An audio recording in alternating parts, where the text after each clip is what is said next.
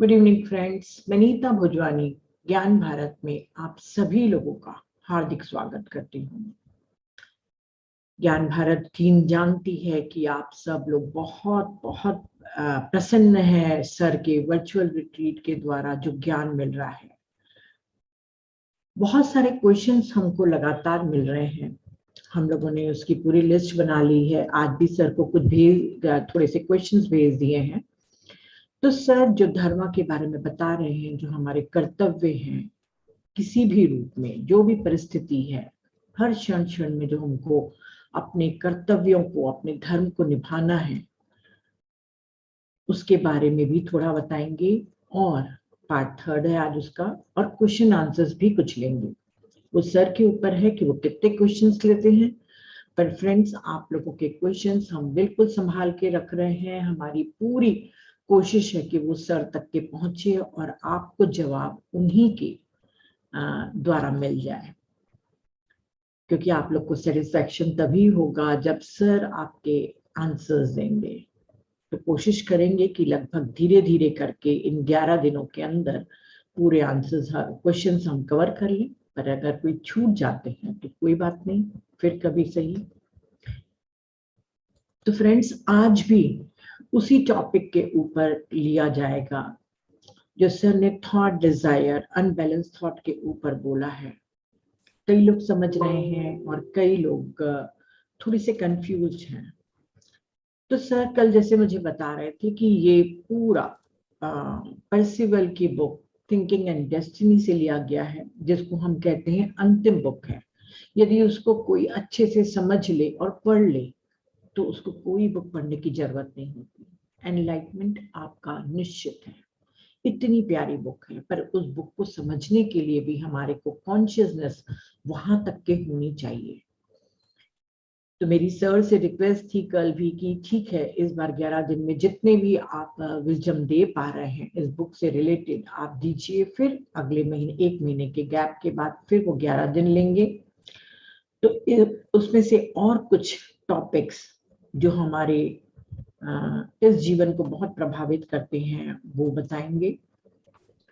और यदि हो सके, अगर आपके पास टाइम है और आप उत्सुक हैं, तो थिंकिंग एंड डेस्टिनी आप पढ़ लीजिए, क्योंकि जितना आप पढ़ेंगे उतना ही ज्यादा आप समझेंगे। और ये जो टॉपिक चल रहा है वो बहुत इंटेंस है, पर बहुत बहुत जरूरी भी है। तो जितना हो सके हम ध्यान से सुने। आप नोट्स बनाइए। चंद्रा राजन जी मुझे रोज भेजती हैं कि वो नोट्स बना रही हैं। मैं तो नोट्स नहीं बनाती हूँ, मैं जो सर का लिखती हूँ उतना ही हो जाता है। पर हाँ, जैसे मेरे दूसरे कमिटमेंट पूरे होंगे तो सबसे पहली प्रायोरिटी मैंने थिंकिंग एंड डेस्टिनी को पढ़ने के लिए रखी हुई है। तो आप लोग भी पढ़िए, आप लोग भी अपने जो भी चीज समझ में आ रहा है उसको शेयर करिए। क्योंकि नवनीत मैम का कहना था कि यदि 10 लोग ने भी आपके सेशंस में से 10 लोग भी आके इस बुक को पढ़ते हैं तो हम एक ग्रुप डिस्कशन का एक सेशन स्टार्ट करेंगे, ताकि जो जैसा समझा है वो एक दूसरे को शेयर करे, बाकी लोग सुने। तो मुझे आइडिया तो बहुत पसंद आया, पर पहले तो वो 10 में से मैं खुद एक हूँ जो उस बुक को पढ़े। तो मैंने कहा नवनीत मैम थोड़ा वेट करिए, वो दिन जल्दी आएगा ज्ञान भारत में। पर अभी फिलहाल जितना भी सर बता रहे हैं आप उनको नोट करिए, समझिए और इम्प्लीमेंट करिए। हमारे सेशंस का उद्देश्य ये नहीं है कि आप सुन के अपने 2 घंटे देकर आप उसको भूल जाएं। कोई भी व्यक्ति जब इस सेशन में आ रहा है तो अपनी लाइफ में थोड़ा थोड़ा तो बदलाव लाए। थोड़े थोड़े छोटे छोटे स्टेप्स लेने से भी हम बहुत कुछ अपनी लाइफ को सुधार सकते हैं, है ना फ्रेंड्स। तो मैं भी अपने आप को बहुत बार बार अवेयर कर रही हूँ कि मैं क्यों सोच रही हूँ। मुझे अभी जरूरत नहीं है सोचने की, मैं अपने सांस को पकड़ रही हूँ। तो ये बहुत एफर्ट हमको 24 घंटे लगाना है। ये थिंकिंग एंड डेस्टिनी हमारी हिंदी बुक में नहीं है मैम। मुझे मालूम चला है कि उसका हिंदी ट्रांसलेशन एक मास्टर कर रहा है, पर उम्मीद मत करिएगा कि वो बुक 1.5 साल पहले आपके हाथ में आएगी। इस बुक में 1000 पेजेस है, उसको समझना लिखना बहुत लंबा काम है। बहुत डिफिकल्ट इंग्लिश नहीं है, मैंने कुछ एक चैप्टर्स पढ़े थे, पढ़ सकते हैं तो आप लोग पढ़ लीजिएगा। और 1 जुलाई से हमारे नियमित सेशंस चालू हो जाएंगे फ्रेंड्स, क्योंकि सर का सेशन 30 जून तक के हैं। 1 जून से जैसे हर मंडे को हम मास्टर्स की जर्नी लेते हैं और स्वाध्याय या और कोई दूसरे सब्जेक्ट लेते हैं, तो अगले महीने के लिए कोई भी स्वाध्याय या कोई भी मास्टर्स की जर्नी का नाम हम लोग के पास नहीं आया है। अगर आप लोग सिर्फ सुनेंगे ही, बोलेंगे नहीं, तो मास्टर कैसे बनेंगे? इतना अच्छा प्लेटफॉर्म आपको मिल रहा है कि आप बस समझिए बुक को और तुरंत आके शेयर करिए। अगर आपको कुछ हेल्प चाहिए नोट्स बनाने में या कुछ गाइडलाइंस चाहिए, तो आप बिल्कुल हम लोगों से बात कर सकते हैं और हम लोग आपको गाइडलाइन बिल्कुल भेज देंगे कि किस तरीके से नोट्स बनाए जाते हैं, किस तरीके से आपको प्रेजेंटेशन देना है, सब चीजें हम आपको समझाएंगे। ज्ञान भारत का उद्देश्य हर ध्यानी को मास्टर बनाना है। हम सिर्फ सुनने के लिए ही पैदा नहीं हुए हैं, हम लोगों को साझा करने के लिए भी आए हैं। तो साझा करिए अपने ज्ञान को, धन को, और जो चीजें आपके पास है वो सब चीजें तो हम साझा करते ही हैं, पर ज्ञान को साझा करना सर्वोत्तम माना जाता है। तो आप लोग अपने नाम मुझे या माही को भेज सकते हैं स्वाध्याय के लिए और मास्टर्स जर्नी के लिए, ताकि हम 1 जुलाई का जो शेड्यूल है हम उसको बना सकें। तो चलिए फ्रेंड्स, हमारे सर भी आ गए हैं। नमस्ते सर, स्वागतम, वेलकम टू ज्ञान Bharat. Namaste everyone. So let us begin with meditation. Drink some water, prepare yourself, and let us sit for an intense 1-hour meditation. No expectations, just close your eyes and be with your normal, natural breath. The 2 most important things before starting meditation is your body has to be totally relaxed. Point number 1, your shoulders, your neck, your back, everything totally relaxed. Point number 2, no expectations. Let us enjoy the meditation without any expectation for the next 1 hour. Sir ने कहा है कि आप अपने आप को ध्यान के लिए तैयार कर लीजिए, पहले थोड़ा सा जरूर पानी पी लीजिए और कमरे में अंधेरा करके आप सुखासन में बैठ जाइए। आपको 2 चीजों का सबसे मेन ध्यान रखना है कि जब आप ध्यान करने बैठ रहे हैं तो आपका शरीर बिल्कुल आरामदायक शिथिल अवस्था में हो, और दूसरा, अपने इस 1 घंटे ध्यान से आपको कोई भी अपेक्षाएं ना हो। सिर्फ आपको सरेंडर करना है अपने ब्रेथ को और एंजॉय करना है अपने इस मेडिटेशन को जो 1 घंटा चलेगा।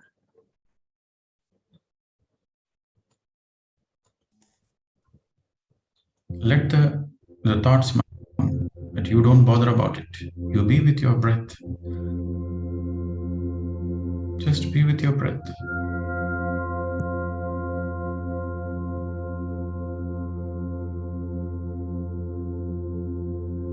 विचार आ रहे हैं तब भी आप चिंता मत करिए, सिर्फ ब्रेथ पे ही अपना ध्यान केंद्रित करिए।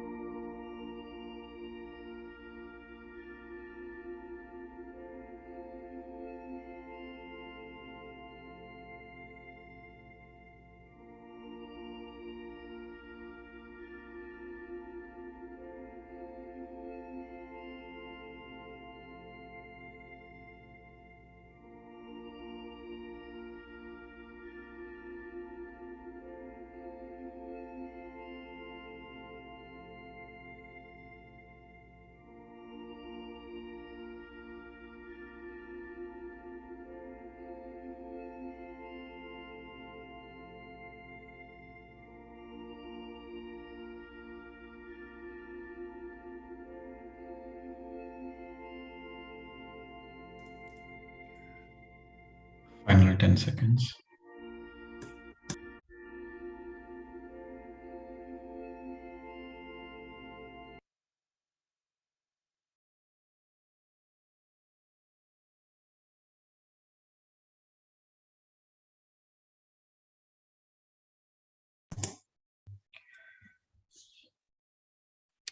Gently place your hands on your eyes.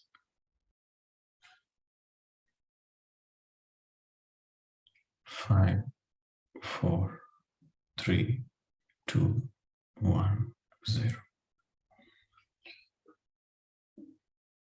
You may slowly open your eyes whenever you're ready.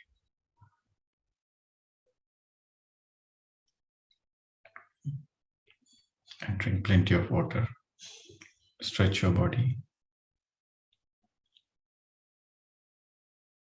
We have done a little longer meditation today, but the very agenda is to meditate.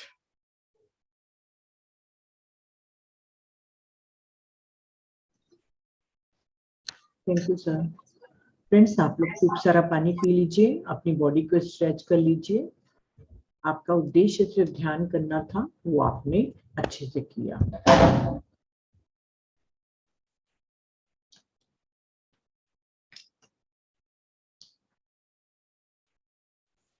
Okay,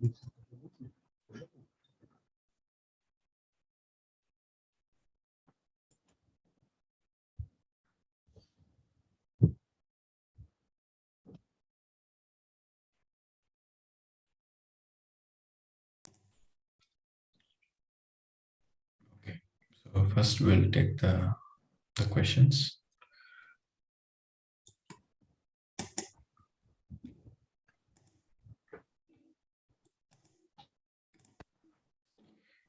So these are some of the questions I received.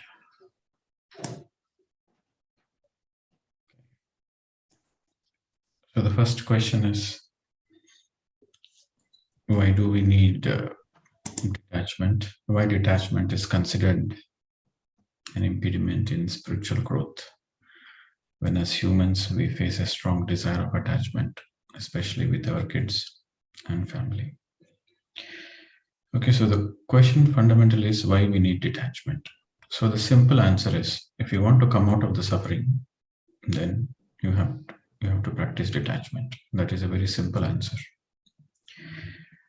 To understand this question a little deeper, you have to understand that wherever your attention goes, your energy goes there. We have many desires, but the very true desire of any human being is to realize the self, to know the truth, and to get liberated from this earth lessons. So this is the very true desire of any individual, any human. These attachments are nothing but, you desire that you want that person to be with you all your life. So there is an attachment. So you divert all your energies. Your thought goes towards a person. For example, if you're attached to your children, you're attached to your husband, then your attention and thoughts are diverted towards them. So where your attention goes, your energy goes towards them. What is truth? The truth is we're all temporary beings. We're all here as temporary visitors. Every child who is born knows that it is very temporary. We cannot stay here permanent. That is the truth. So when you don't understand this truth, and when we kind of develop a false sense of identity by having attachments, by putting too much energies into others, rather than putting the energies into our own self, into our self-acceptance, self-love, growth. So then naturally we are in ajnana, we are in ignorance, illusion. So that leads to suffering. So that is the answer. And that is the reason we need detachment. Some people might say, I'm very comfortable being attached. Then continue your attachment and face the consequences. But detachment is needed for the people who need enlightenment, not for everybody. A baby soul, an young soul, an infant soul, they don't need this detachment. The detachment is needed only for the people who are looking to come out of all the sufferings of life. Okay, madam. Sir आज पहले थोड़े से questions ले रहे हैं। तो पहला question है कि हमको डिटैचमेंट की क्यों जरूरत है? अगर ये आप बंधन बोलते हैं और हमको स्पिरिचुअल ग्रोथ करनी है एज ए ह्यूमन बीइंग, और हमारी बहुत इच्छा होती है कि हमारे बच्चों से, हमारे परिवार से हम बहुत ज्यादा अटैच हो जाते हैं, तो सर ने आंसर दिया कि इसका अगर मैं सिंपल आंसर दूं तो यदि आपको दुखों से पार जाना है तो आपको डिटैचमेंट सीखना ही पड़ेगा। इसको और गहराई में समझने के लिए आप ये समझिए कि जहां पे भी हमारा ध्यान जाता है, हमारी एनर्जी वहीं जाती है। हमारे जीवन में बहुत सारी इच्छाएं होती हैं, परंतु हमारी जो ट्रू डिजायर है, जो हमारी सच्ची इच्छा है, वो हमको अपने आप को जानने की है, इस पृथ्वी से हमेशा के लिए मुक्त हो जाने के लिए है। तो ये जो भी आपका अटैचमेंट किसी भी व्यक्ति के लिए आसक्ति है, उसके कारण क्या होगा कि आप हमेशा आपके थॉट्स, आपकी इच्छाएं, आपकी एनर्जी उसी के आसपास घूमते रहेगी। जबकि सच्चाई ये है कि हम सभी यहाँ पर टेम्पररी यात्री हैं, कुछ ही समय के लिए यात्री हैं, और हम हमेशा यहाँ पर नहीं रहने वाले। तो जो भी हम यहाँ पे रोल निभाते हैं, चाहे बच्चे का, पिता का या पत्नी का, ये सब हमारी एक झूठी पहचान है। तो अपनी एनर्जी को दूसरे व्यक्ति के में डालने से अच्छा है कि आप इस एनर्जी को सेल्फ लव और अपने आत्मिक विकास के लिए खर्च करें। ये जितने भी रिश्ते नाते हैं वो सब हमारे माया है, वो अज्ञान है, और इसी से ही सफरिंग यानी कि दुख का जन्म होता है। उन्होंने कहा है कि यही कारण है, इसलिए कहा जाता है कि अपना रोल प्ले करो परंतु किसी से भी अटैच नहीं होना है, यही कारण है। पर यदि आपको लगता है कि मैं किसी से, अपने परिवार से अटैच होने के बाद भी कंफर्टेबल हूँ, आरामदायक हूँ, मुझे कोई प्रॉब्लम नहीं, तो आप शौक से करिए, पर आपको आखिर में इसके परिणाम भुगतने पड़ेंगे, क्योंकि कुछ भी यहाँ पर शाश्वत नहीं है, हमेशा के लिए नहीं रहने वाला। उन्होंने कहा है कि जो बेबी सोल्स होती हैं, इन्फेंट सोल्स होती हैं, यंग सोल्स होती हैं, जो हम आत्मा के विकास के बारे में जब बात कर रहे थे, तो उनके लिए ये अटैचमेंट कोई जरूरी नहीं है सीखना, क्योंकि वो अभी बहुत उनके पास समय है सीखने के लिए। पर अगर आप सत्य के राही हैं और आप चाहते हैं कि आप इस पृथ्वी से मुक्त हो जाएं, एनलाइटमेंट चाहते हैं, तो आपको डिटैचमेंट बहुत जरूरी है कि आप अपने किसी भी व्यक्ति से डिटैच होना सीखें। किसी भी परिस्थिति हो, व्यक्ति हो, आपको ये सीखना अनिवार्य है। Thank you. So there is a proverb. It's not a proverb, it's a statement by Shakespeare. The whole world is a stage. We strut and fume, we do our part and depart. So all the roles we take up, the father role, the mother role, the child role, the wife role, the husband role, these are all just roles. We are playing the drama. And once the drama is finished, then we discard the roles. So the only relationship which is eternal is a friendship. In the higher worlds, everybody is a friend to everybody. Every soul is a friend.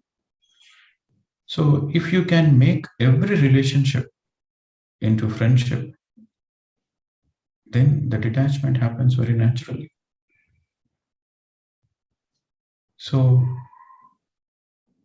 spirituality, in simple terms, means you becoming friend to everybody.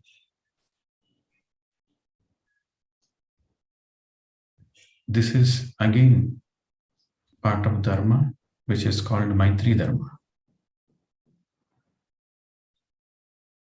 When you are able to see your mother as a friend, when you're able to see your child as your friend, when you're able to see your husband or wife as a friend, when you're able to see your colleague as a friend, then there is no expectation. The very definition of friendship means there is no expectations. Where there is no expectations, there is friendship. So this is the way of detachment. So don't think that when you are detached from your loved ones, you are loving them less. Don't have this misunderstanding. When you're able to see every relationship as a friend, then you love them unconditionally without any expectations. That is the meaning of friendship.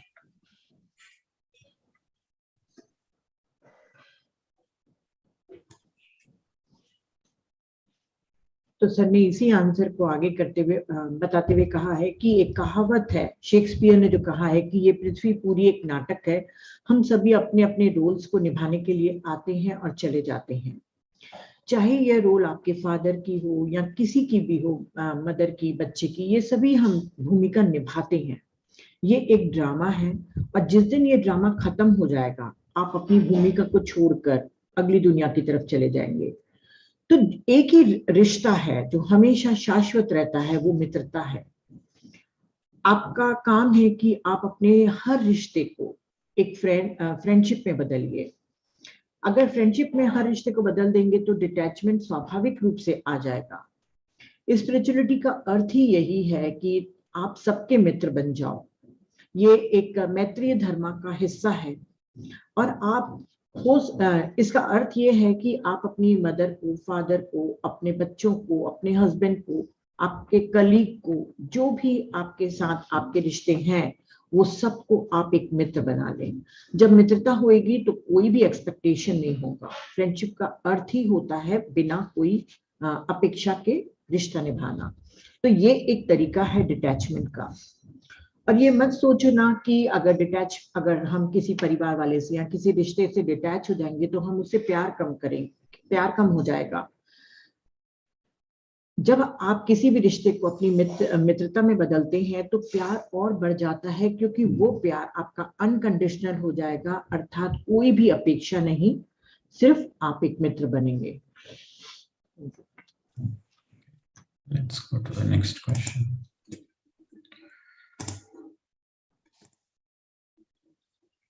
Okay, the second question is why we stay unaware of our desires, why there is lack of awareness on the planet Earth. This is not a relevant question. This is not a meaningful question. We are unaware of our desires because we are ignorant people. And you say why there is lack of awareness on the planet Earth. There is lack of awareness within you, not on the planet Earth. Every animal is fully aware. Every being is aware. Only the humans who think they are very smart, in other words, only stupid humans are unaware. But the humans who are doing their dharma, the humans who are focused on the revolution, they definitely come into awareness. So that's why we all have to do meditation. The more we do meditation, the more we come out of our stupidity, the more we come out of our ignorance, the more we come out of our greed. Unlimited desires is nothing but greed. So that's why meditation is needed. But remember, every being is aware, every bird is aware, every animal is aware, every tree is aware, every living being is aware. So it's not like there is no awareness on the planet Earth. The planet Earth as a being is fully aware. It's the individuals who are ignorant who lack awareness.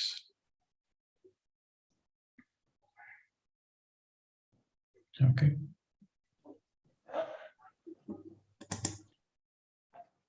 किसी ने question पूछा कि पृथ्वी पर इतनी awareness क्यों है और लोग अपने इच्छाओं के प्रति जागरूक क्यों नहीं है।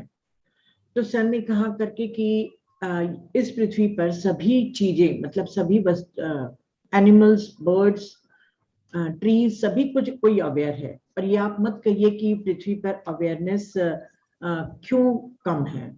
ये अज्ञानता है लोगों की, ये बेवकूफी है जो अवेयर अनअवेयर है, मतलब जागरूक नहीं है अपने इच्छाओं के प्रति। और जो व्यक्ति अपने धर्म का पालन करता है और अपने लाइफ में एक क्रांति लाना चाहता है, वो बहुत अवेयर है। इसीलिए हम कहते हैं कि अपनी अवेयरनेस को बढ़ाने के लिए ज्यादा से ज्यादा मेडिटेशन करिए, ताकि आप अपनी बेवकूफी के दायरे से बाहर निकलेंगे और अपनी अज्ञानता से बाहर निकलेंगे। और तब आप पहचानेंगे कि आपके अंदर कितना लालच है। लालच वही है जो आपके अंदर अनंत इच्छाओं को, वासनाओं को पैदा करता है। तो सभी एनिमल्स, ट्री सभी अवेयर हैं। और आप ये मत देखिए कि कौन अवेयर है, आप अपना देखिए। और ये इंडिविजुअल, मतलब ये सिर्फ मानव ही है जो अवेयरनेस के अभाव में रहता है। Okay, so going to the next question. Fulfilling or not fulfilling desires both result in distress and unhappiness. How to control desires? So you have to understand that desire are two types. Desire for knowing yourself, desire for self-realization, and then the other aspect is the desires which come from the prakriti, the desire which comes from outside of you, the nature. So desire as such is not wrong. The desire for your growth, for your self-realization is not wrong.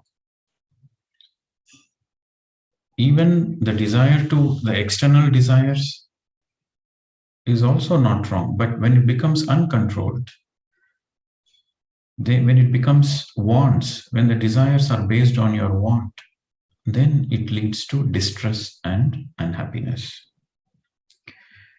Needs doesn't lead you to distress and unhappiness. Everybody's need at any given point of time, everybody's needs are always taken care.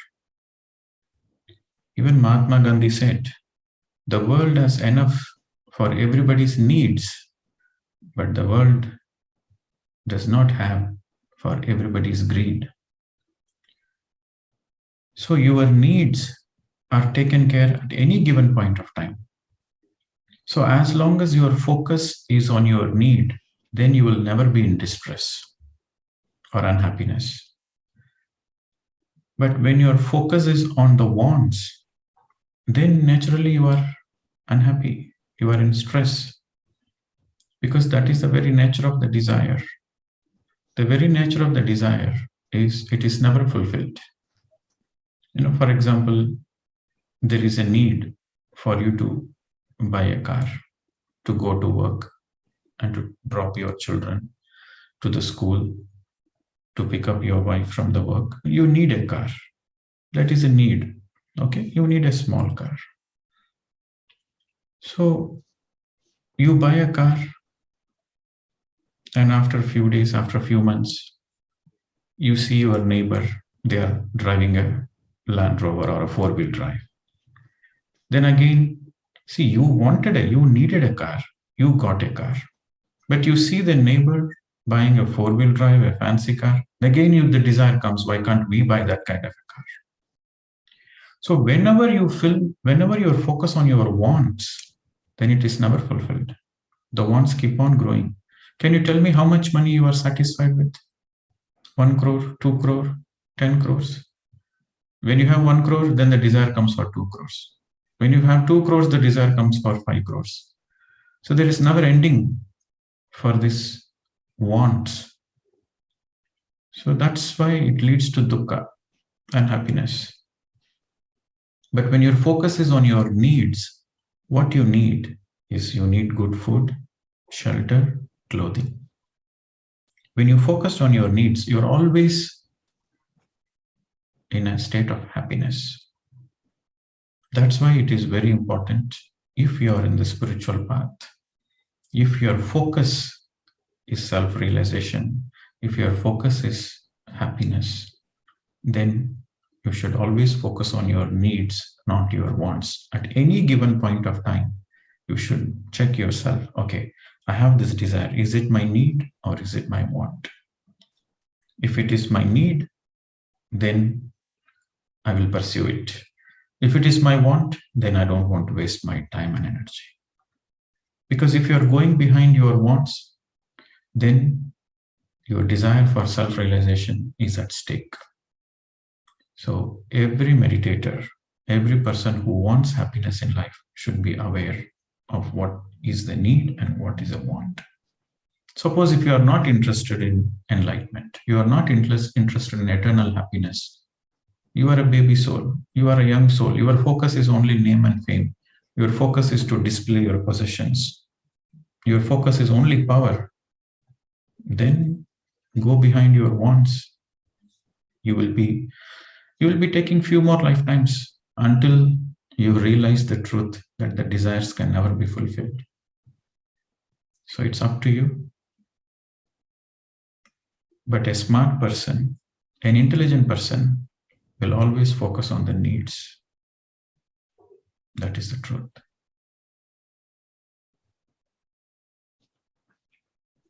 किसी friend ने पूछा है कि Dzire पूरी होती हैं या नहीं भी होती हैं तो उसके कारण हमें निराशा और दुख क्यों होता है और हम अपनी इच्छाओं को कैसे कंट्रोल करें। तो सर ने कहा कि सबसे पहले आप समझ जाइए कि आपकी, फिर से याद दिला रहे हैं कि आपकी एक ही ट्रू डिजायर होनी चाहिए, सेल्फ रियलाइजेशन की। प्रकृति के द्वारा जो बाहर से हमारे सेंसेस के लिए जो हमारी डिजायर होती हैं सुख भोगने के लिए, वो कौन सी हैं। तो डिजायर आप, अगर आपकी डिजायर ये है कि मैं अपने को सेल्फ रियलाइज, अपने आप को, खुद को पहचानूं या अपने आत्मिक विकास को करूं, तो वो इच्छाएं आपकी कोई भी गलत नहीं है। पर जो भी बाहर से इच्छा आ रही है वो यदि अनियंत्रित रहेंगी तो वो गलत है। इसके लिए सर ने समझाया कि वांट्स और नीड में आप फर्क जानिए। वांट्स मतलब सर कहना चाह रहे हैं तृष्णा, हमारी वासनाएं। तो उन्होंने कहा है कि वो आपके लिए दुख और निराशा लाती है। जरूरतें, जिसको नीड कहते हैं, वो कभी भी हमारे लिए तनाव और दुख नहीं लाती हैं। महात्मा गांधी ने भी कहा है कि इस पृथ्वी पर, इस ब्रह्मांड में लोगों की आवश्यकताओं को जरूरतों को पूरा करने के लिए पर्याप्त मात्रा में स्रोत हैं, पर किसी की भी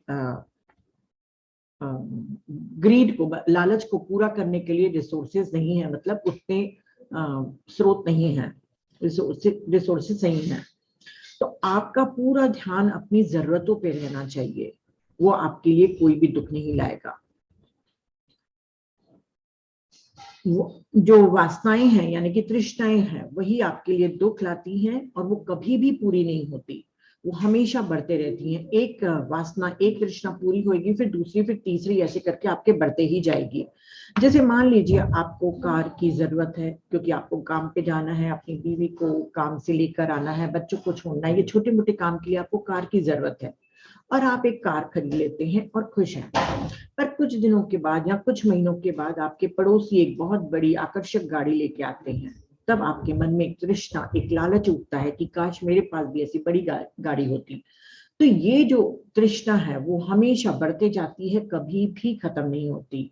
पैसे के लिए ही देख लें तो आपकी कितनी मांग है, 1 लाख, 2 लाख, 1 करोड़, 5 करोड़, ये कभी भी खत्म ना होगा, क्योंकि तृष्णा दुख का कारण है।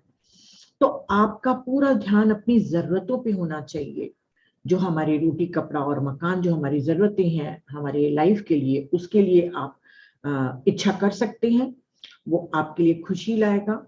और सबसे इम्पोर्टेंट आप ध्यान रखिए कि यदि आप आध्यात्मिक प्रगति करना चाहते हैं, खुद को पहचानने के लिए आगे बढ़ना चाहते हैं और खुश रहना चाहते हैं, तो आपको जरूरत और वासना दोनों में फर्क महसूस आना चाहिए। अपने आप को बार बार आप चेक करते रहिए कि ये जो मेरी इच्छा है, क्या वो मेरी जरूरत है या मेरी सिर्फ एक वासना है, तृष्णा है।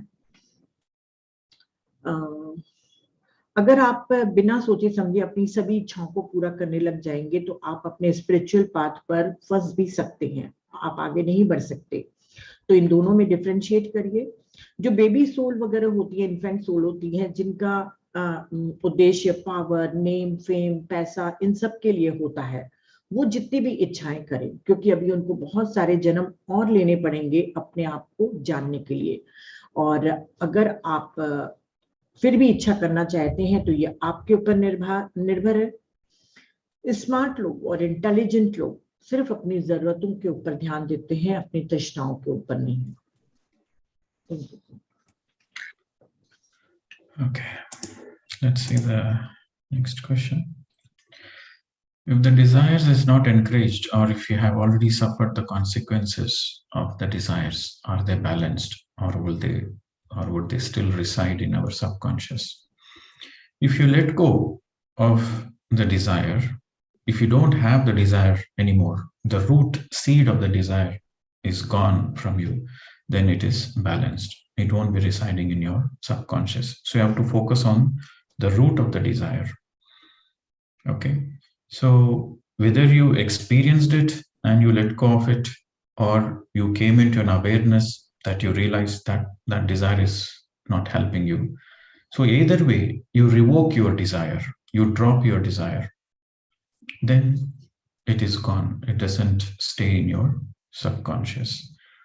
The very effort of this topic of this session is to make you aware of all the desires which doesn't serve you and drop it, so that you can focus on the true desire of self-realization.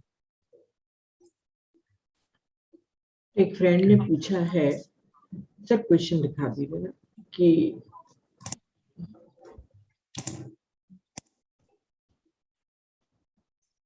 एक friend ने पूछा है कि यदि मान लो हम अपनी इच्छा को प्रेरित न करें, या हम लोग को ऑलरेडी अपने इच्छाओं के कारण परिणाम भुगतने पड़ रहे हैं, तो क्या वो बैलेंस होंगी, या हमारे सबकॉन्शियस माइंड में वो हमेशा के लिए अवशेष के रूप में रहेंगे? तो सर ने कहा है कि पहले तो अपनी इच्छा के जड़ कारण को जानो। यदि आप एक्सपीरियंस कर लेते हैं कि ये मेरे लिए काम की नहीं है इच्छा, और वाकई ये मेरे लिए बेवजह की है, व्यर्थ है, तो आप उसको छोड़ के आगे बढ़ सकते हैं। तब आपकी इच्छा आपके सबकॉन्शियस माइंड में नहीं रहेगी। और यदि आप अभी भी उससे अटैच रहेंगे तो आपके सबकॉन्शियस माइंड में रहेगी। और हमारा ये पूरा ये सेशंस लेने का प्रयास ही इसलिए है कि आप अवेयर हो जाए, आप जागरूक हो जाए कि कौन सी इच्छा सार्थक है और कौन सी इच्छा व्यर्थ है। जो व्यर्थ इच्छाओं को हम छोड़ देते हैं, कभी कभार हम थोड़े टाइम के लिए कर लेते हैं, पर हमको रियलाइज हो जाता है बहुत जल्दी कि नहीं, वो सही नहीं है। आप जब लेट गो कर लेते हैं तो वो फिर सबकॉन्शियस माइंड में कभी भी नहीं रहेगी आपके। बाकी अवेयर रहिए कि इच्छा मत करिए आप। Okay, the next question, what is the difference between desire and willpower? Desires, again, we have spoken in length. Desire is your own attraction towards certain things. You want certain things.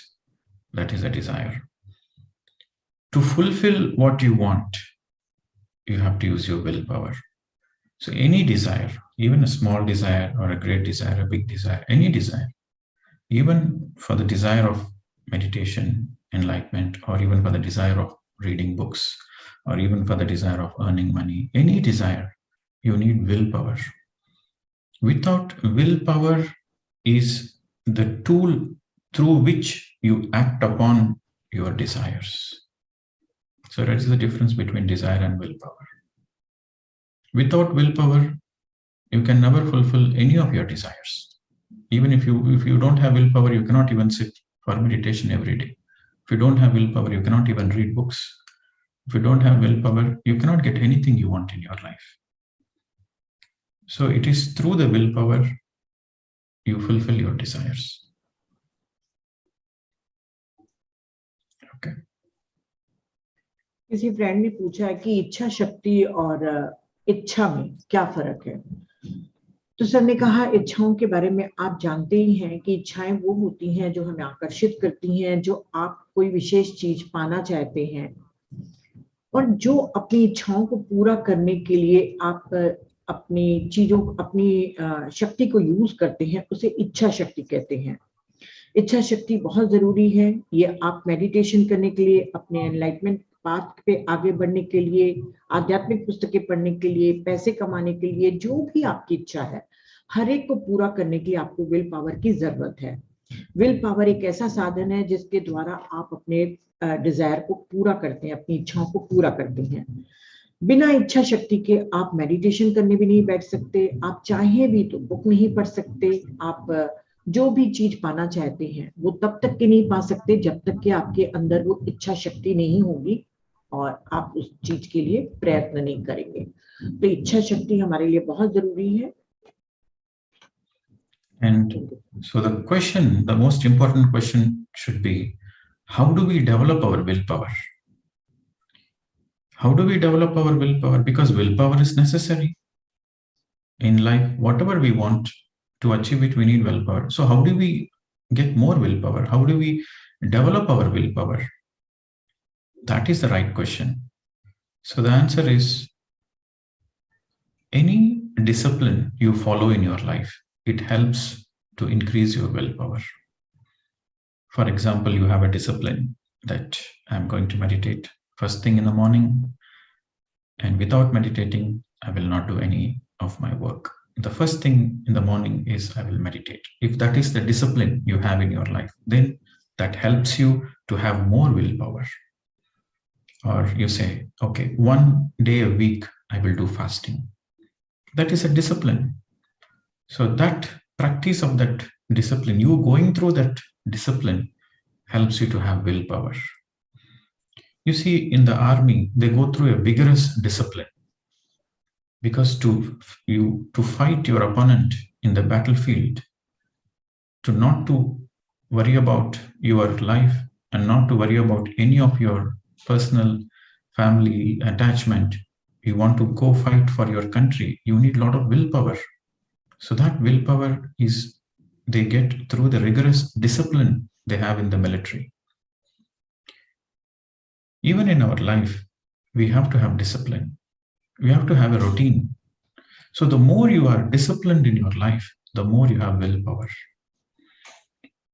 Practicing Mauna every week, at least 1 day, you practice Mauna. That helps to increase your willpower. Okay. And have discipline in your food habits. Only eat what is necessary.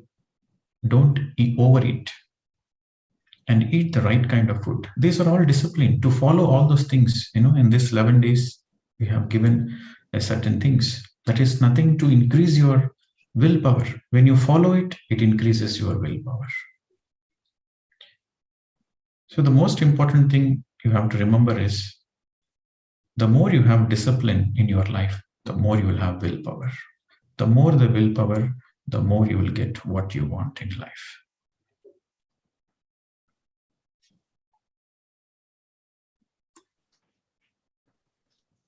Sir ने कहा कि बल्कि आप लोगों को ये right question पूछना चाहिए कि हम अपने विल पावर को, मतलब इच्छा शक्ति को कैसे बढ़ाएं। ये क्योंकि हमारे लिए सबसे ज्यादा जरूरी इच्छा शक्ति को बढ़ाना है। तो सर ने कहा कि कोई भी अनुशासन जो आप अपने जीवन में फॉलो करते हैं, उसका पालन करते हैं, वही आपकी इच्छा शक्ति को बढ़ाता है। जैसे मान लीजिए आप अपने एक अनुशासन बना लेते हैं कि सुबह उठ के मुझे मेडिटेशन करना है, चाहे मुझे कितना भी टाइम दूसरे कामों के लिए लेट हो, पर मैं अपने मेडिटेशन को पहले पूरा कंप्लीट करूंगा। ऐसे अनुशासित जब तरीके से आप मेडिटेशन करने बैठेंगे तो आपकी इच्छा शक्ति बढ़ जाएगी। आप एक दिन उपवास करूंगा, ऐसे भी अगर आप अनुशासित होकर अपने जीवन को आगे करेंगे तब भी आपकी विल पावर बढ़ेगी। सर ने कहा कि आर्मी के लोग बहुत डिसिप्लिन में रहते हैं। वो युद्ध क्षेत्र में जब जाते हैं तो अपने परिवार को, अपनी लाइफ को, उन सब को पीछे छोड़ के अपने जो सिखाए हुए डिसिप्लिन है उसको फॉलो करते हैं। और हमें भी परिवार में रहकर अपने इस अनुशासन को अच्छे से फॉलो करना चाहिए। आप हफ्ते में 1 दिन मौन रहिए। अपने भोजन के प्रति भी बहुत ही अनुशासित रहिए कि मैं सही भोजन करूंगा, कभी भी ज्यादा भोजन नहीं करूंगा। जो भी भोजन संबंधित चीजें हैं उन सब का अनुशासन का पालन करिए। ये जो 11 दिन का रिट्रीट है वही मैं आप लोगों को सिखाना चाह रहा हूँ कि अपने लाइफ को अनुशासित करिए। जितना आप फॉलो करेंगे अपने डिसिप्लिन को, उतनी ही आपकी विल पावर बढ़ती जाएगी, और जितनी विल पावर बढ़ती जाएगी आपकी, उतना ही आप जो भी चीज पाना चाहते हैं वो पा लेंगे, फिर चाहे वो सांसारिक क्षेत्र हो चाहे आध्यात्मिक क्षेत्र हो। Okay, especially for the beginners of meditation, they say, I cannot do intense meditation. So they should have this discipline that I will close my eyes and I will make an effort to observe my breath. Whatever happens, whether meditation happens or not, whether I get thoughts or not, whether my thoughts are disturbing or not, whether I'm able to meditate or not, I will not open my eyes. Come what may, till the end of meditation, I will not open my eyes. If you have that discipline, then very naturally you go deep into meditation. Your willpower increases. With that willpower, you become a great meditator. So discipline is a must for anything. Discipline is a must. And especially if you want to be a regular meditator, you need a lot of willpower. And that the intensity of your willpower depends on how disciplined you are. And also, what is the intensity of your desire? If the intensity, you have a desire to meditate, but you are going one step forward, two steps backward. You are not consistent. Your desire is not intense. You are just hanky-panky. Then meditation will never happen to you. Then you can never become a great meditator. You will never benefit anything out of it. So it is necessary to have a discipline. Discipline simply means you stick on to something, come what may, you will never give up. That is discipline. You decide something and you stick on to your own decision. That is discipline.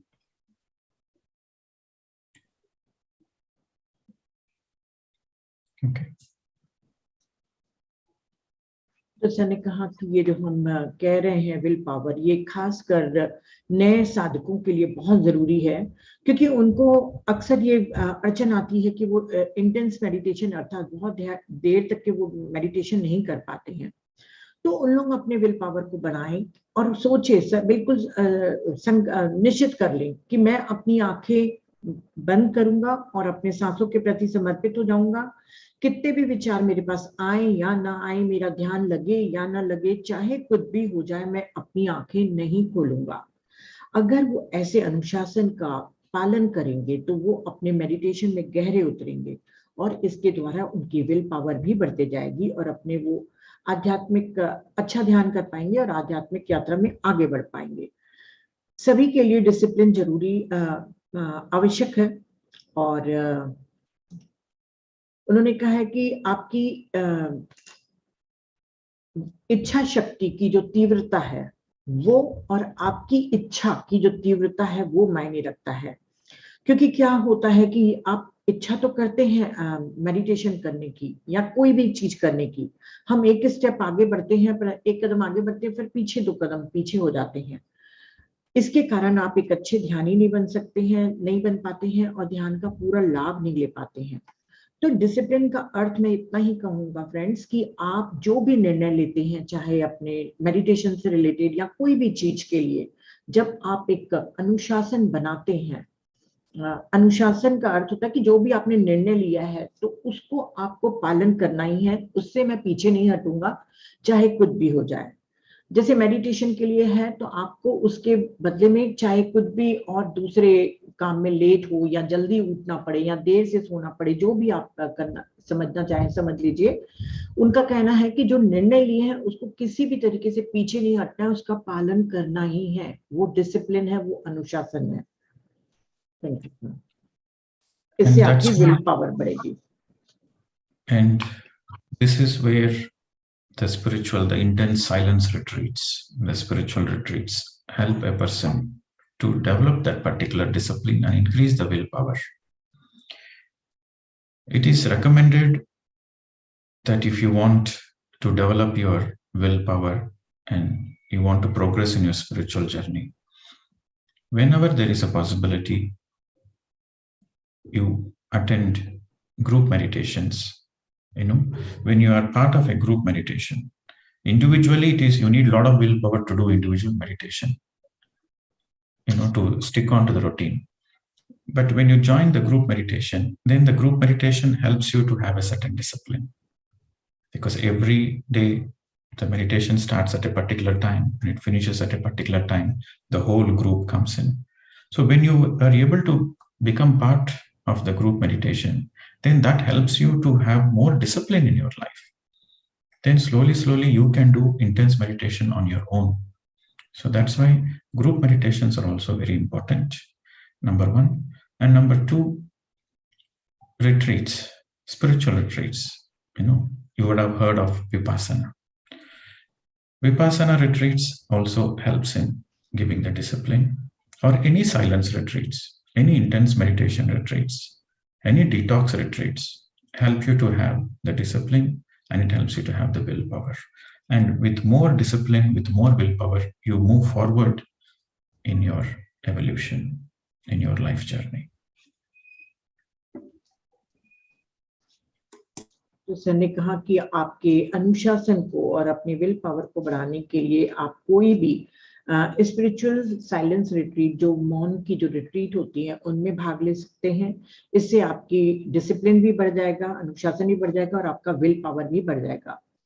जितना will power आपका बढ़ेगा, आप spiritual growth करते जाएंगे और आगे बढ़ते जाएंगे। दो चीजें हैं जिसके द्वारा आप अपने विल पावर को और अपने डिसिप्लिन को बढ़ा सकते हैं। पहला है, उन्होंने कहा कि ग्रुप मेडिटेशन। कई लोगों के लिए अकेले व्यक्तिगत रूप से मेडिटेशन करना संभव नहीं हो पाता है, कई बार उनसे छूट जाता है। इसीलिए आप कोई भी एक ग्रुप को चुन लीजिए और उसके साथ हमेशा ग्रुप मेडिटेशन करिए। ग्रुप मेडिटेशन का अर्थ होता है कि वो एक पर्टिकुलर टाइम पे सभी लोग बैठते हैं, तो उनके साथ जुड़कर आप भी अनुशासित होकर उस टाइम में मेडिटेशन करने बैठेंगे और धीरे धीरे आपके जीवन में भी अनुशासन आने लग जाएगा और आप फिर व्यक्तिगत रूप से अकेले बैठ के भी मेडिटेशन कर सकते हैं। तो आप ग्रुप मेडिटेशन के द्वारा भी विल पावर बढ़ा सकते हैं। और दूसरा, सर ने कहा कि कोई भी स्पिरिचुअल रिट्रीट, चाहे वह विपासना हो, चाहे डिटॉक्सिफिकेशन रिट्रीट हो, चाहे कोई इंटेंस रिट्रीट हो, वहां पर जाने से वहां पर जो नियम फॉलो कराए जाते हैं, वो अनुशासित रह के जब आप रहते हैं वहां पर अपने पूरे ग्रुप के साथ, तो वहां की एनर्जी और वहां के अनुशासन के द्वारा आपकी विल पावर बढ़ती है और वो आपको आगे ले जाती है।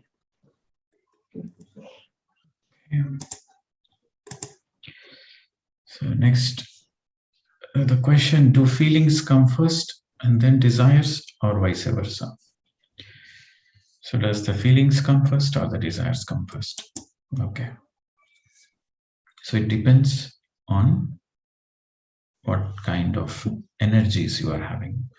Suppose if you are a male, then the desires come first. If you are a female, then the feelings come first. For example, for a female, if they want to feel secure, safe, so they feel that, okay, I want to feel safe, I want to feel secure, so I want a nice house. I want a house which makes me feel safe and secure. So that's how a woman thinks. So for a woman, the feelings comes first. But for a man, the desire comes first. For a man, the desire comes, I want a beautiful house. I want a wonderful house. Then after having the house, he feels safe in the house. This is according to the book, Thinking and Destiny. This definition of, for a female, feelings come first, and for a man, desire comes first, is according to the book, Thinking and Destiny. But if you ask me, it all depends on what kind of energies you have within you. Whether you have more masculine energy, then the desires are first. If you have more feminine energies, then the feelings are first. So here, the goal of life should be, the feelings and desires should be balanced. That means your feelings and desires should be concurrent. It should be simultaneous. You should be able to feel simultaneously, and you should be able to see that, yes, that desire is a necessary desire for me. Okay, you're able to see it simultaneously. You are not acting upon your feelings alone. You are not acting upon your desires alone. You are acting both on your feelings and desires simultaneously. In other words, your feelings and desires are matching with each other. and you're able to see it very clearly. So when you're able to have this balance, then you are an aware person. Then you are a person with high degree of awareness. So the answer is the desires and feelings, it should match each other. It should be balanced. That is our entire effort.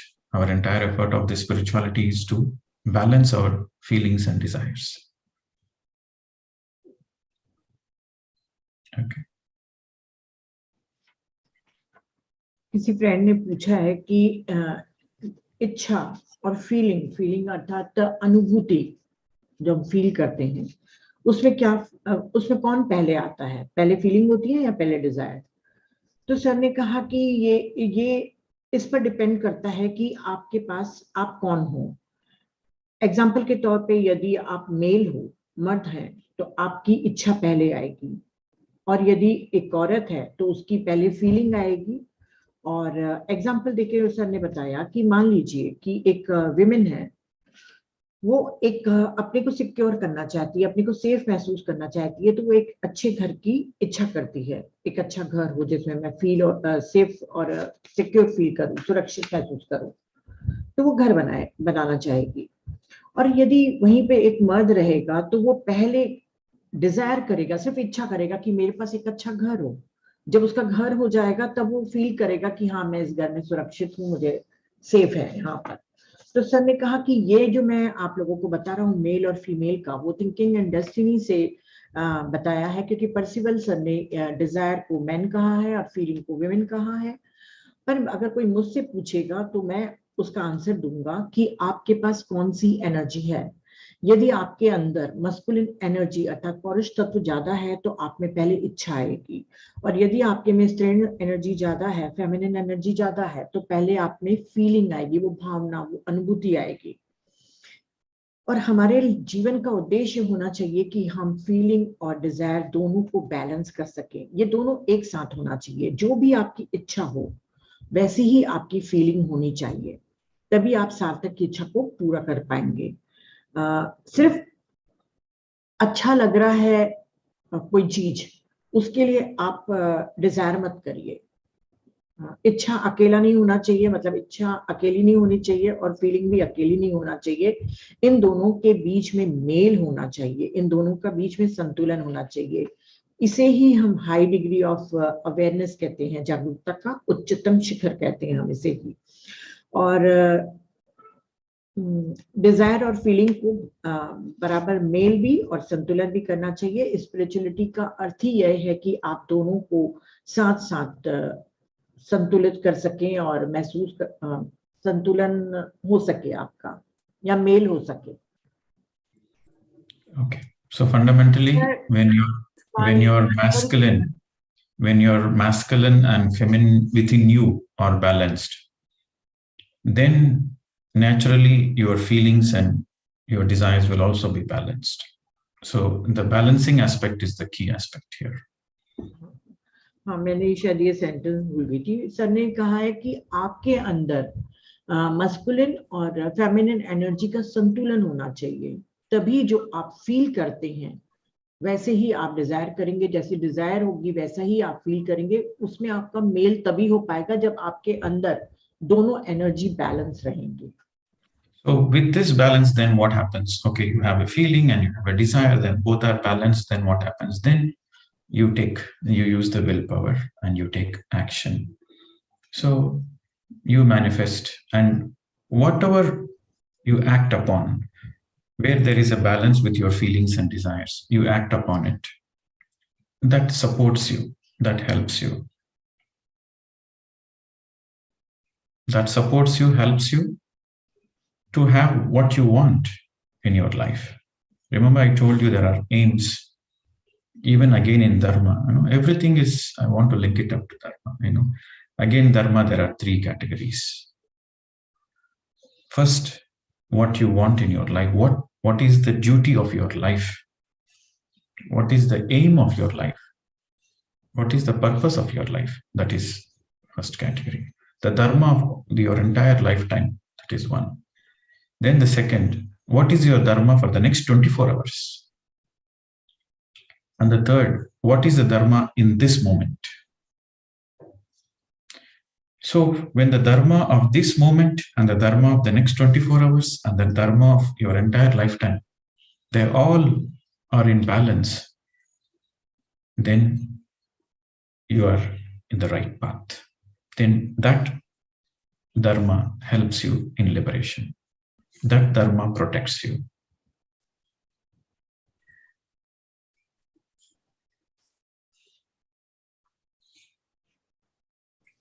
So your feelings and desires, when I say your feelings and desires should be in balance, so this is what I mean. You should be always in balance with what you want for your life.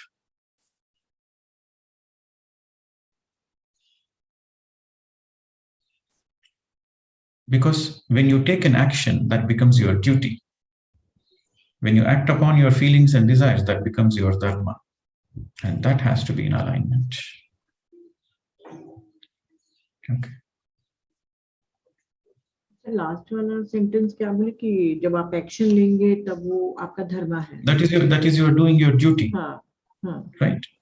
So the duty, it should be the dharma of your lifetime. That is what we call the aim of our life, the purpose of our life, the goal of our life. So every action you take, it should be in balance. It should be in alignment. It should be in balance and alignment with your life aim. तो sir ने कहा कि जब मैं कह रहा हूँ कि आपका दोनों को मैच होना चाहिए, बैलेंस होना चाहिए फीलिंग और डिजायर का, तो उसकी मीनिंग सर समझा रहे हैं कि जब आपकी फीलिंग और डिजायर दोनों बैलेंस होंगी तो आपका विल पावर बढ़ जाएगा और विल पावर के द्वारा आप एक्शन करेंगे. एक्शन के द्वारा आप कोई भी चीज जो आपको चाहिए वो आप मैनिफेस्ट करेंगे, क्योंकि हम जो भी काम करते हैं वो हमको सपोर्ट करता है हमारी वो चीज को पाने के लिए. तो धर्म 3 प्रकार के होते हैं. आप ध्यान से आप समझिएगा. एक होता है एम पर्पस कि पूरे हमारे जीवन में हमको क्या चाहिए. दूसरा धर्म होता है कि इस अगले 24 घंटे में मेरी ड्यूटी, मेरा धर्म क्या है. और तीसरा धर्म होता है कि इस क्षण में मेरा धर्म, मेरी ड्यूटी क्या है. तो जब आप इन फीलिंग और डिजायर को बैलेंस करके आगे बढ़ेंगे तो आप एक सही राह पे रहेंगे. धर्म आपको मुक्त करता है, आपको सुरक्षा देता है. और जो भी आप एक्शन लेते हैं, जो भी आप डिजायर करते हैं, वो आपके जो जीवन का जो मेन उद्देश्य है, जीवन का जो पर्पस है, एम है, उसके संरेखण में होना चाहिए, उसके अलाइनमेंट पे होना चाहिए. पर्पस होना चाहिए. जैसे एग्जाम्पल के तौर पे सर, जैसे मान लीजिए बोल रहे हैं कि अगर मान लीजिए आप स्पिरिचुअल ग्रोथ में आगे बढ़ना चाहते हैं, पर आपके मन में कोई इच्छा हो रही है कि मैं कुछ और ऐसे काम करूं जिससे ज्यादा पैसे कमा सकूं या कुछ भी, तो आपका वो वाला जो लाइफ पर्पस का जो एम है, जो आपको लाइफ टाइम के लिए आपका जो धर्म है, उसमें बाधा पड़ेगा. तो जो भी डिजायर है उसको पहले देखिए कि वो आपके लाइफ टाइम के डिजायर से मैच कर रहा है कि नहीं, तभी आप उस पे एक्शन लीजिए. नहीं तो आप समझ जाइए कि वो इच्छा आपकी व्यर्थ की इच्छा है, आप छोड़ सकते हैं. So these are the questions related to the topics we have discussed so far, and there are other general questions. The general questions we will take it at a later stage, but we'll stick on to the topic. So the topic we are focusing on is, just a recap, the first day we focused on the desires. The desires, what categories of desires? The desires which will become like an obstacle, which will compete for our attention in our desire for enlightenment. And then we started speaking about the duties, how our thoughts, how our feelings, our desires gives rise to the thinking process, and how the thinking leads to thoughts, and how the thoughts becomes, the moment the thought is generated, it is unbalanced. Then you have to work on it. You have a duty to work on it. Then it becomes balanced, or else it keeps again and again. The thoughts are in your auric field. the thoughts are radiated in the nature, then the thoughts are part of your mental body. So every lifetime you come, you are born with the same kind of desires and you are stuck there in the desires. And then we started speaking about dharma. Duty simply means dharma. And tomorrow also we will continue.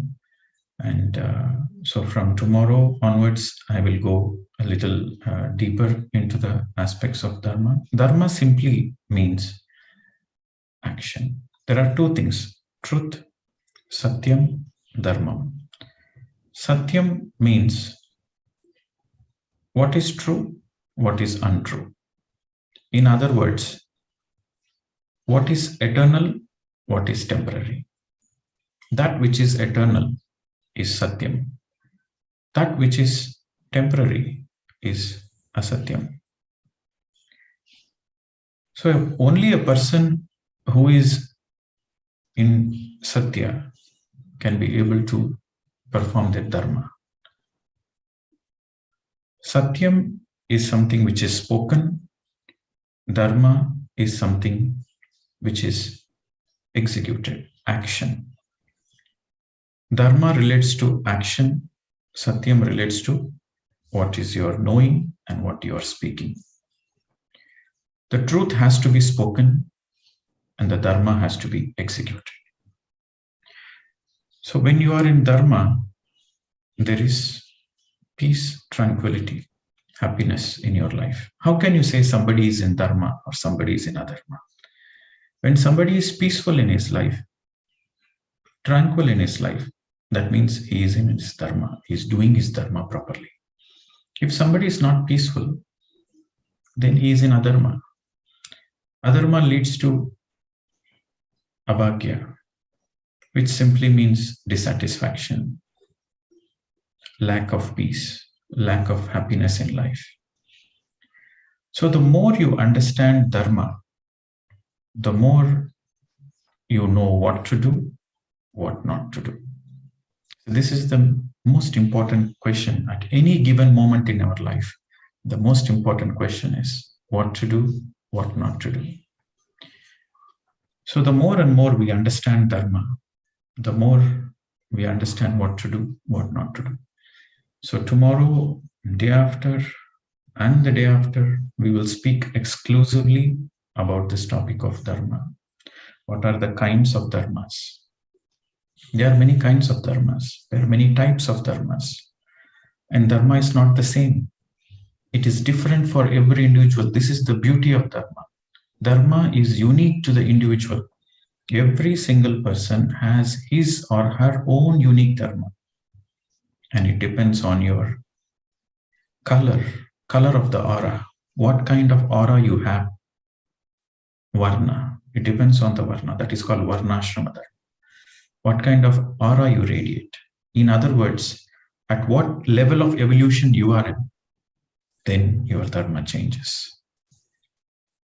Whether you are a male or a female, then your dharma changes. A male has a different dharma, a female has a different dharma. Which country you are born in, then the dharma changes according to the country you are born in. Which time period you are born in. You are born in the 15th century or the 16th century, the 20th century, the dharma changes. So it's a very intense subject. It's a very beautiful subject. So we need more and more awareness. We need more and more meditation to understand this subject. We will continue this to tomorrow. Thank you very much. Namaste to all of you. Thank you, sir. Thank you very much.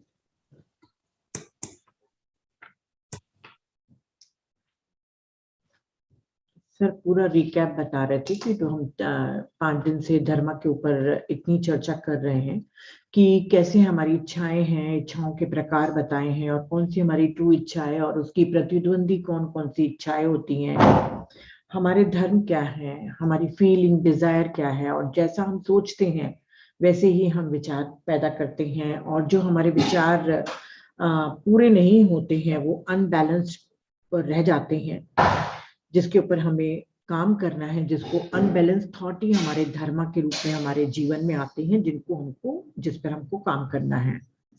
तो धर्म हमारे, अगर मान लीजिए आपने पूरा अपने duty को, अपने धर्म को पूरा नहीं करा, तो वो फिर से आपके ऑरिक में समा जाते हैं, फिर वो मेंटल डिजायर बनकर अगले जन्म में भी आपका पीछा करते हैं। ये हम सब समझ ही रहे हैं। सर ने उसी को ही रिकैप करके पूरा समझाया।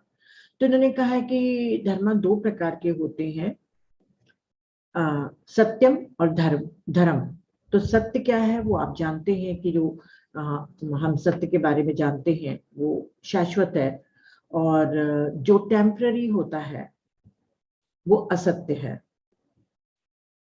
और जो भी व्यक्ति सत्य में है, अर्थात ट्रुथ में, जो नित्य अनित्य को जानता है, वही धर्म का पालन कर सकता है। धर्म का अर्थ होता है एक्शन, काम करना, जिसको हम अपने पृथ्वी पर कार्यान्वित करके, अपने एग्जीक्यूट करके पूरे करते हैं अपनी ड्यूटीज को, वो हमारा धर्म है। और सत्य हमारा एटर्नल है। और तो आप कैसे पहचानेंगे कि कौन सा व्यक्ति धर्म में है? तो जो व्यक्ति शांत है, सुखी है, और कोई उसके जीवन में शिकायत नहीं है, तो आप समझ जाइए कि वो धर्म के अनुसार ही काम कर रहा है। तो जो व्यक्ति सुखी नहीं है, हमेशा उसे प्रॉब्लम हो रहा है, और वो अभाग्यशाली है, तो वो अधर्म में है, क्योंकि उसके जीवन में शांति की कमी है। तो हमको सबसे मेन चीज है, हमको धर्म को समझना चाहिए। जो सबसे मेन इंपॉर्टेंट क्वेश्चन है कि हमें क्या करना है और क्या नहीं करना चाहिए, क्या करना है और क्या नहीं करना है। तो जितना ज्यादा हम धर्म को समझते जाएंगे, उतना ही हमको सही गलत का चुनाव करना आसान हो जाएगा। तो कल परसों और 2-3 दिन मैं आप लोगों को धर्म के प्रकार और उसके विभिन्न चीजों के बारे में बताऊंगा। हर व्यक्ति के लिए धर्म यूनिक होता है, अद्वितीय होता है।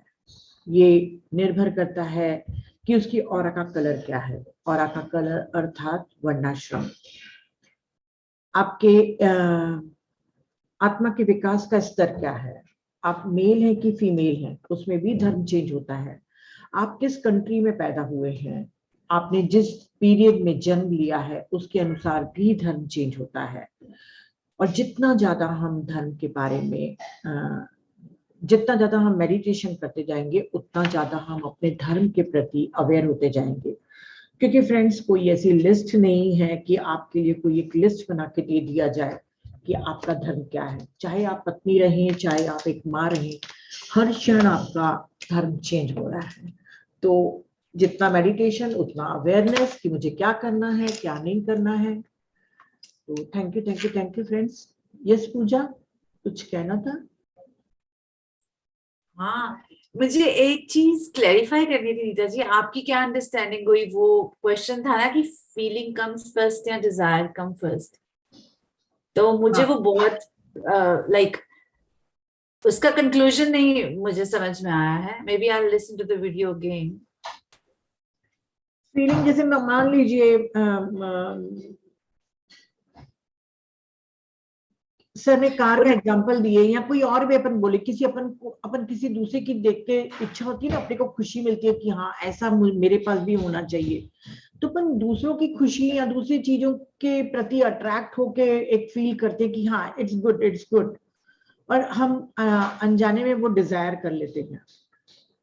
जैसे मान लीजिए आप घूमने जा रहे हैं, बहुत अच्छा बैंकॉक अगर जा रहे हैं, तो मुझे लगेगा पूजा को बहुत अच्छा लग रहा है, मुझे भी बहुत खुशी होएगी वहां पर जाने पे। वैसा ही होगा मेरे ख्याल से, मुझे जितना अंडरस्टैंडिंग हुई है कि दूसरों की बस अपने को अच्छा फील होने के लिए हम कई बार डिजायर कर लेते हैं, जबकि हमको नहीं मालूम कि उसके लिए हमको क्या क्या करना पड़ेगा या क्या कॉन्सिक्वेंसेस होंगे।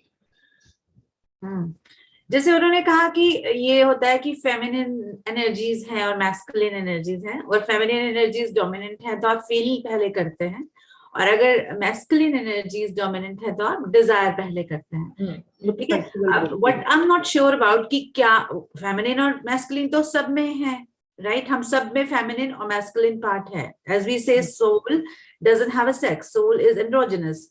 तो एक समय पे कभी हम फेमिनिन में हाई हो सकते हैं, डोमिनेंट हो सकते हैं, कभी हम मैस्कुलिन में डोमिनेंट हो सकते हैं। सो दैट मीन्स कभी हमारी फीलिंग पहले आएगी और डिजायर फॉलो करेगी, और कभी डिजायर फॉलो करेगी और फीलिंग पहले आएगी। आई एम नॉट श्योर, मतलब ये मुझे क्लैरिफाई करना था, बट दैट्स ओके।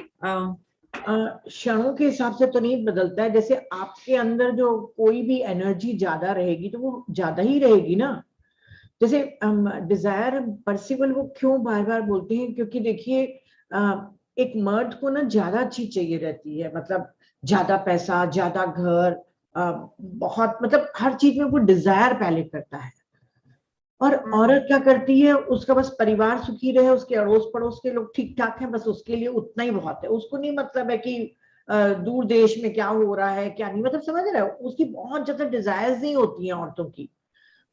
एक मर्द की ज्यादा होती है, more and more and more. Even polygamy में भी शायद इसीलिए ही हुई है, क्योंकि मेन की डिजायर थी ये, है ना। पॉलीगैमी में भी कभी भी नहीं देखोगे कि औरतों ने बहुत मैन को रखा हो। तो वो डिजायर उसी के लिए करते हैं कि मोर एंड मोर, पैसे अभी चाहिए, जायदाद भी चाहिए, बहुत अचीवमेंट्स भी चाहिए, बहुत नाम भी चाहिए। वो सिर्फ एक मर्द की ही खूबी रहती है। और यदि मान लीजिए मेरे में मेल एनर्जी ज्यादा है तो वो हमेशा ही रहेगी ना। ऐसा थोड़ी कि एक मोमेंट में मेरी कम रहेगी या ज्यादा रहेगी, ऐसा नहीं है। That's what I don't know. ये हाँ, मुझे clarity मुझे नहीं लगता, क्योंकि मैं जैसे फील करती हूँ कि मेरे में मस्कुलिन पावर्स एनर्जी ज्यादा है, मेरे में फेमिनिन एनर्जी कम है भाई, ऐसा नहीं है। मैं भी बहुत कंपैशनेट, बहुत लविंग हूँ, ऐसा नहीं मैं बोल रही हूँ। पर फिर भी जो तर्क वितर्क करते हैं, जो बहुत रीजनिंग करते हैं, जो बहुत मतलब समझ रहे हो ना, जो रहता है, तो मस्कुलिन एनर्जी ज्यादा है। तो वो मेरे पास 24 घंटे मस्कुलिन एनर्जी रहेगी ना, वो मोमेंट्री थोड़ी रहेगी। अच्छा, I don't know that. Anyways, ठीक है, maybe I'll read Thinking and Destiny. हाँ, तो वो तो पढ़ना है मुझे, और उसका पूरा सेशन करवाना है 10 लोग के साथ सिटिंग करके। तो फ्रेंड्स क्या है, आप लोग इसको फिर से देखिएगा। मैं पता नहीं, मैं जैसा भी बता रही हूँ, आप लोग थोड़ा थोड़ा समझते जाइएगा और डबल आप इसको देख लीजिएगा। बहुत इंटेंस है सब्जेक्ट, पर जानना बहुत जरूरी है। तो प्लीज आप लोग समझिए, अपनी लाइफ में इम्प्लीमेंट करिए। आंटी, हाँ बेटा।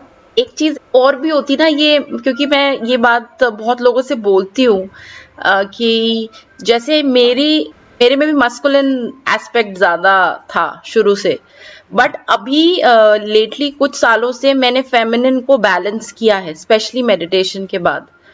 तो क्योंकि वो तो हमको इवेंचुअली बैलेंस करना ही है, पर अभी तो भी कई मायनों में ऐसा लगता है कि वो बार बार ओवर पावर कर रही है। हाँ, तो वही मैं भी कह रही, मैं बोली ना कि मैं अभी भी कंपैशनेट हूँ, मैं बहुत लविंग हूँ। मेरे में बच्चों के लिए मतलब केयरिंग, लविंग, मतलब वो सब चीजें हैं। पर फिर भी शायद 1%, 51-49 का रेशो है मेरा। जी जी, वो वाला मेरा भी है। हाँ जी, तो ठीक है ना यार, कर लेंगे ना, अभी बहुत टाइम पड़ा है। नो वरी नो वरी, हो जाएगा ना। ओके, और क्या है कि ड्यूटीज अपन बहुत दिन से सुन रहे हैं, है ना, धर्म। और अभी मेरे धर्मा मेरे को बुला रहा है एक नानी का फर्ज अदा करने के लिए। मेरे यहाँ ग्रैंडसन है और उसको खाना खिलाना है, मतलब उसकी तबीयत ठीक नहीं है, तो मैं तुरंत मीटिंग लीव करूंगी। फ्रेंड्स, मुझे अपना धर्मा निभाने दीजिए, ठीक है।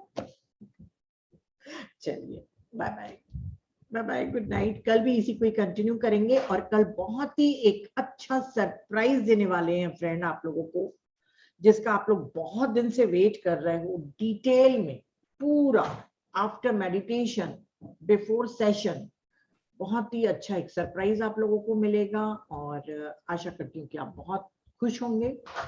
तो